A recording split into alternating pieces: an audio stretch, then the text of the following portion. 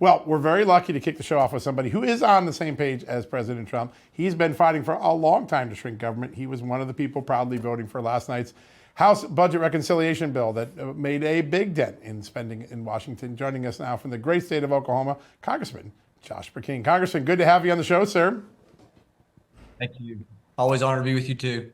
We love having you on the show. I want to get to some of the things you're doing specifically, but I want to just start off. I don't think a lot of people appreciate how historic it is that the Senate and House got a budget blueprint done by March 1st and that it saves hundreds of billions of dollars. What is going to happen if we'll allow this process to play out is that we're going to have a chance to save the republic. And I'm not trying to over dramatize that.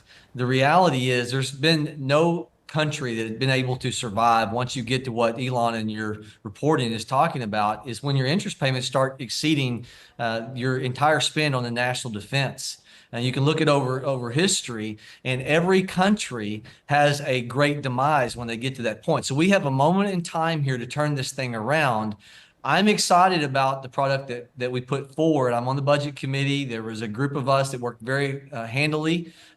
Big shout out to Jody Arrington, our budget committee chairman, who held true. We began this process working with the speaker, our entire conference. We have to make sure we don't miss this moment in time. There's going to be some tough choices, but the result is going to be that we complete the mandate, the mission statement of the Constitution, that we provide the blessing of liberty to our posterity, not just ourselves. Absolutely. Congressman, what continues to amaze me, though, is, this is popular with the American people. As John was just talking about in that Neapolitan poll, 59% of Americans are on board with slashing, with cutting out the waste, fraud, and abuse. And that, of course, ties into slashing a lot of those things in this bill. For Democrats who are not on board, I understand that there are a lot of Republicans and Democrats who have a vested interest in some of the things that were cut out of this bill, but you would think that with the support of the American people to that level, that Democrats might actually get on board. Do you think there's any chance of that happening anytime soon? Look, I had a great mentor, Tom Coburn, who always used to say that waste has a constituency. It does. I think we found it. But there's somebody whose ox is going to get gored in this process. But that's when you're focused on the few. We have to focus on the many. And let me describe what's happening to the many so everybody understands this. As Milton Friedman once said, every budget out of Washington, D.C. is balanced. And you say, wait a minute, that doesn't make any sense. Yeah, it does. Think about it for a moment.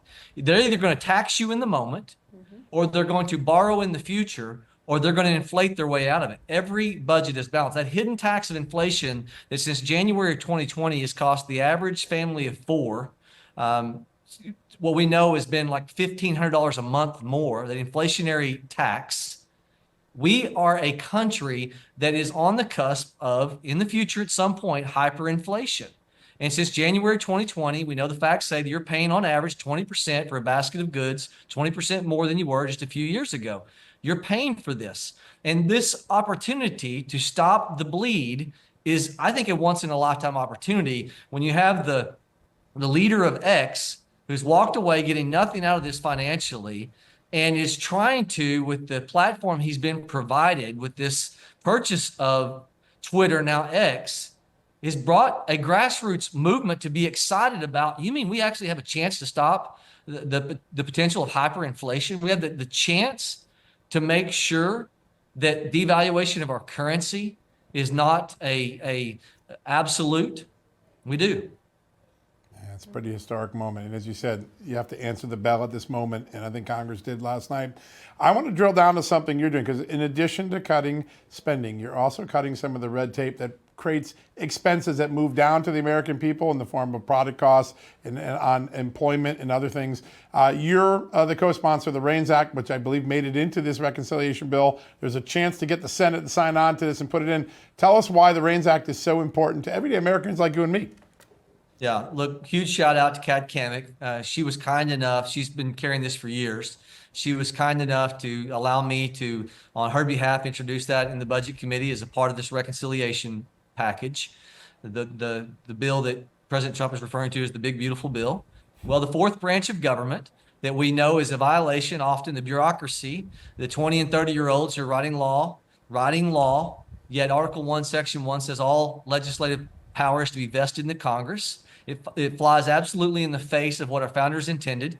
And they never designed, people often say, just get things done. If you read Federalist Papers, there was a Federalist writing that talked about, we knew by having a presidential veto and a bicameral legislative body of the Senate, different from the House, different from parliaments in Europe, that we were making it hard to pass even good bills. But that Federalist paper goes on to talk about, we were more concerned about the excess of lawmaking. And then we were more concerned about bad bills, the ease of bad bills being passed. That's why we created this complicated process. And they actually, in that same Federalist paper, I think it's Federalist 73, said what we really were after in setting up this thing, the system of government, was stability. And you know what's happened? The bureaucracy has come in and overridden the wisdom of the Constitution, and that's why we have this fourth branch of government. The Reigns Act simply says we're returning back to a place where a bureaucracy writes a rule that has $100 million impact upon everyone in our culture, businesses, large and small. Then the legislative body is the backstop. No longer do they have to disapprove it. You have to get permission from Congress, and so it puts the Congress back into the right place of Article 1. And so I hope it remains a part of this reconciliation package. Yes, sir. Important. Sir, I want to ask you about the Healthy SNAP Act, because when we think of the SNAP Act in general, I mean, there have been so many studies that the overwhelming majority of expenditures that utilize the SNAP Act, it's processed food, it's sodas, it's candy, it's nothing that's healthy. Tell me about the Healthy SNAP Act, because I think that this is a really good way to improve the health of America. Yeah, so go back to years before, there were certain food groups that were a part of the historic food stamp program. The WIC program absolutely applies that when you're talking about nursing mothers, and it's because of the nutritional value. 20% of the total SNAP food stamp program, historically known as, is junk food. 10% of the total is just soda, and so we know the casualty of what obesity is doing to the cost. Federal government cost. My measure used to be with Marco Rubio when he was in the U.S. Senate. Now that he's gone to the cabinet, is Senator Mike Lee and I are reintroducing this concept. And what we're saying is, if you want to buy junk food on your own dime, that's up to you. We're not trying to limit what you do with your own purchase. What we're saying is, on the taxpayer dime, we're going to limit food stamps to nutritious purchases. And then when you take into account that 1 out of 8 Americans right now is on food stamps, 1 out of 4 Americans is on Medicaid. We know that the downhill consequence of what is being ingested on the food stamp population is carrying over to the 1 in 4 that are on Medicaid. The 20% cost associated relative to our GDP of our healthcare in this country is unbelievable. We spend twice what every other developed country spends on the healthcare cost. We spend about $12,000 per individual. Every other country, $6,000. So not only can we solve what is a very poor choice, but the downhill effect of cost the federal government oftentimes is picking up the tab for on healthcare expenses. So this thing is a win-win on 2 different fronts. Yeah, taxpayers were funding the unhealthy diet that led to added health expenditures downstream. It's such an important cycle to break for everyone. I want to ask one more question before we let you go, sir. Your colleague, Congressman Mike Kennedy from Louisiana, I believe, sponsored the Get Back to Work Act. That also put some new requirements on SNAP to consider work. How popular do you think this is, and how do you think this could change America, both the economy and those on assistance? John, there was a time in this country where both Democrats and Republicans didn't have any argument about this. That's right. Think about during the Roosevelt administration, all the work programs.